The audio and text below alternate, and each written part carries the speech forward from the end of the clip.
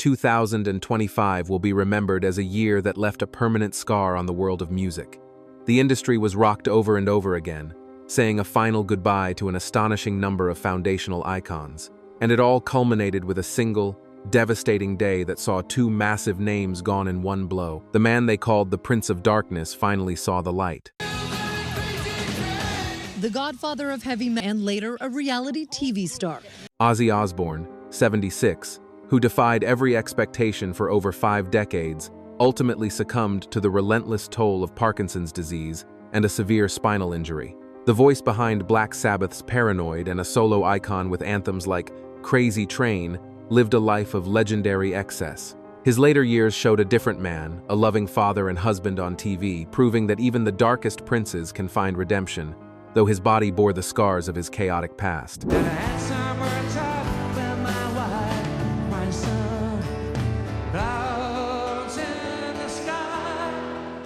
In a cruel twist of fate, that very same day, July 2020, also took George Kuimmans, 77, the legendary guitarist for Dutch rock giants Golden Earring. His battle was with ALS, a disease that steals a musician's most vital tool. He was the driving force behind the timeless rock anthem, Radar Love, a song every classic rock fan knows by heart. His final years were a quiet, courageous fight far from the stage lights, a harsh contrast to the explosive energy of his most famous work. Just months earlier, the world lost the velvet voice of Roberta Flack, 88, to the same brutal illness.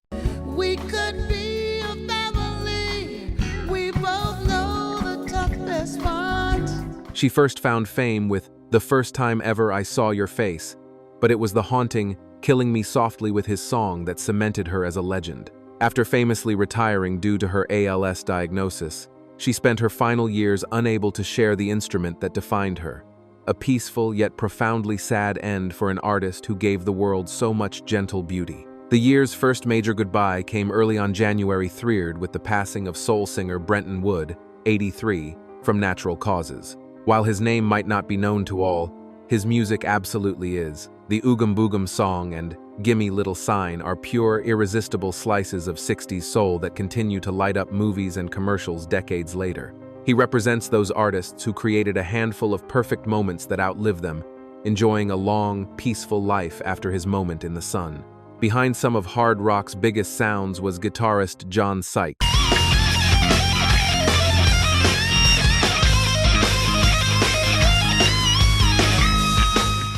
John Sykes, 68, a member of both Thin Lizzy and Whitesnake. His blistering riffs on albums like Whitesnake's in '87 defined the sound of an era. His fight against cancer was a private one, a stark contrast to the loud, powerful music he dedicated his life to. He never quite achieved the household name status of his bandmates, a reminder that some of the most pivotal figures in music operate just outside the spotlight. Pioneer of a new sound, blending genres of funk, R&B, psychedelic, and even a few more. Then there was the mysterious departure of Sly Stone.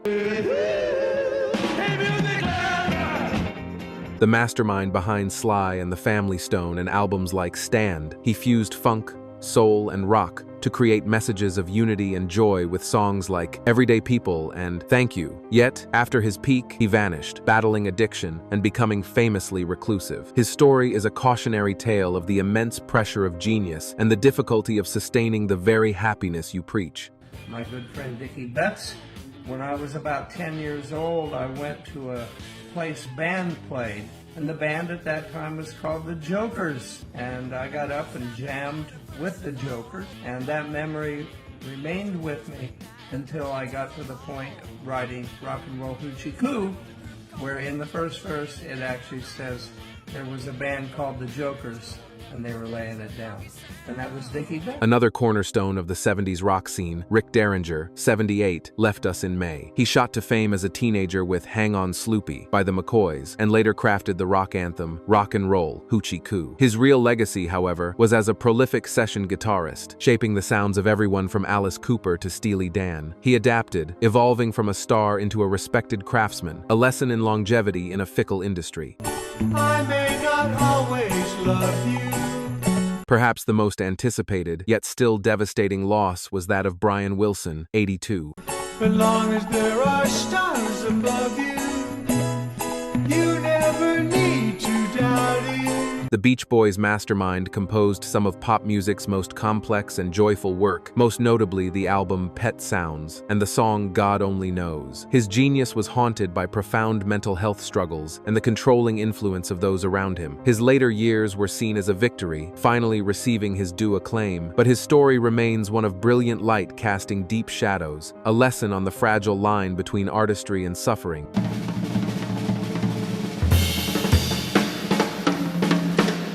The year also carved a deep hole in jazz and funk. We lost drummer Al Foster, 83. This wasn't just any session player. Foster was the rhythmic backbone for Miles Davis during the artist's crucial electric period, laying down the complex, hypnotic grooves on landmark albums like Tutu. His genius lay in his versatility. He could drive a fiery bebop ensemble with relentless energy just as effortlessly as he could anchor Davis's avant-funk explorations with subtle, polyrhythmic nuance. Foster's career was a lesson in musical empathy, his playing always serving the song and elevating every legend he shared a stage with. From Sonny Rollins to Herbie Hancock, he departed as a revered elder statesman, having quietly shaped the very sound of modern jazz for over half a century.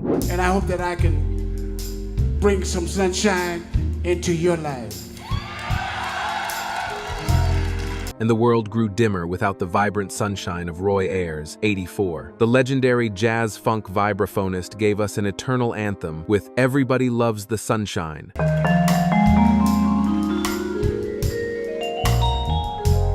Everybody loves the sunshine.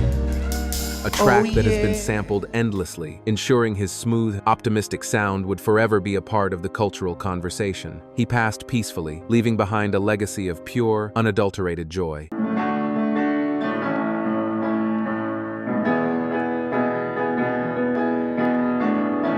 And we said goodbye to Barry Goldberg, 80, the incredibly influential pianist, songwriter, and producer. A founding member of the Electric Flag and a collaborator with greats like Bob Dylan, Goldberg was the genius behind enduring hits like I've Got to Use My Imagination for Gladys Knight, The Pips. His career was a masterclass in versatility, seamlessly moving between rock, blues, and soul, proving that the true architects of music often work from the studio, not the stage.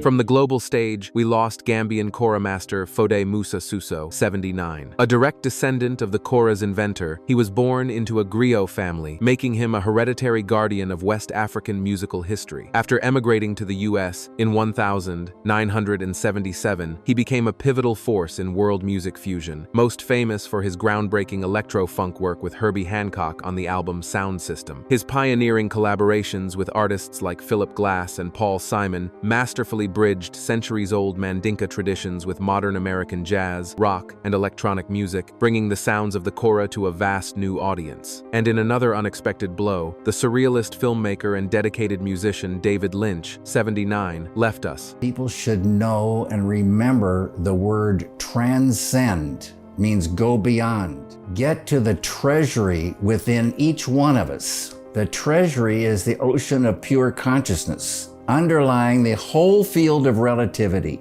underlying all of matter and mind. Reminding us that creativity can flow through many different channels. And it's a field that's eternal, always been there. Modern science has discovered it, calling it the unified field. Unbounded intelligence, creativity, happiness, love, energy, power, and peace are there for us.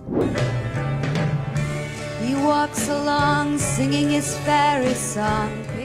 And from the world of art pop and cinematic cool, we lost two irreplaceable icons. Marianne Faithfull, 77, lived 1,000 lives from the angelic voice of As Tears Go By, as a teenager to a survivor whose later, ravaged voice told a story of hardship, resilience, and incredible reinvention. Her journey was a masterclass in refusing to be defined by your past. You know there's got to be something better.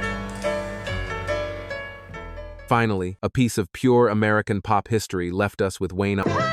As a member of the famous Osmond family, he was part of the wholesome, hit-making machine behind songs like One Bad Apple that defined family entertainment for a generation. He lived a life largely in the public eye, representing a brand of show business that valued clean living and dedication to craft. 15 legends, 15 stories of incredible peaks, followed by quiet fade-outs, personal struggles, or peaceful retirements. Their lives teach us about the cost of genius, the virtue of adaptation, and the simple power of leaving behind a song that the world never forgets. 2025 took them from us, but it could never take the music or the lessons they left behind. Well known. You know, I don't think it would even matter, because we just grew up that way, didn't we, Donnie?